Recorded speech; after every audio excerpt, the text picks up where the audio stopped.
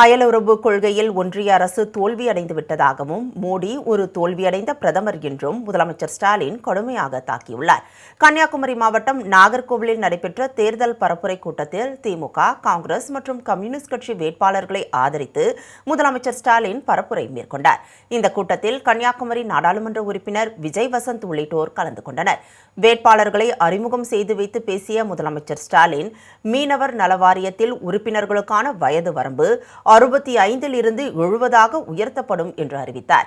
70 முதல் 75 வரை ஓய்வூதியம் வழங்கப்படும் என்றும் கூறினார். வெளியுறவு கொள்கையை கையில் வைத்திருக்கும் ஒன்றிய அரசு கடல் கடந்து மீன்பிடிக்க செல்லும் மீனவர்களை காக்க தவறிவிட்டதாகவும் வெளியுறவு கொள்கையில் ஒன்றிய அரசு தோல்வியடைந்து விட்டதாகவும் குற்றம் சாட்டினார்.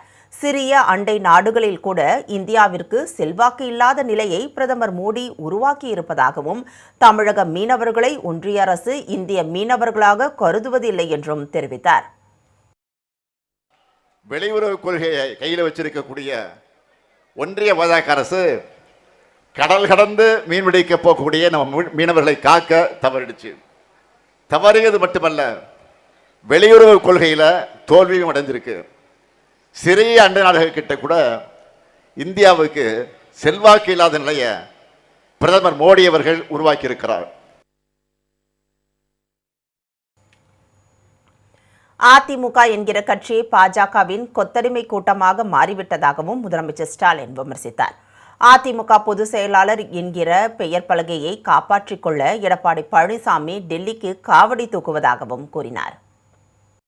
அதிமுக என்ற கட்சி பாஜகவினுடைய கொத்தடிமை கூட்டமாக மாறி போயிருக்கு.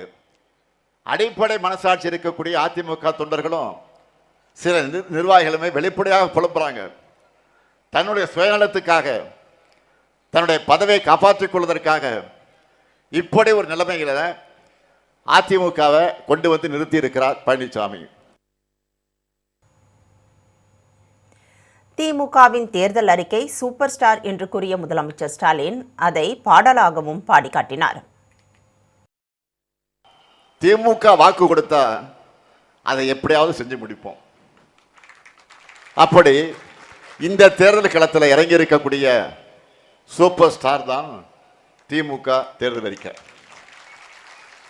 நான் கூட பாடி காமிச்சேன் திருநெல்வேலியில், கேட்டிருப்பீங்க. கேட்டீங்களா நீங்க? பாடின முடியும். சூப்பர் ஸ்டார்னு யாருன்னு கேட்டா சின்ன குழந்தைகளும் தான்.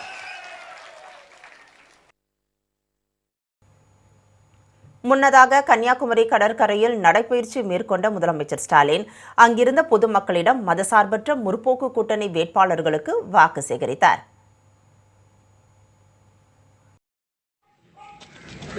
தயவு செய்து இந்த ஒன்றை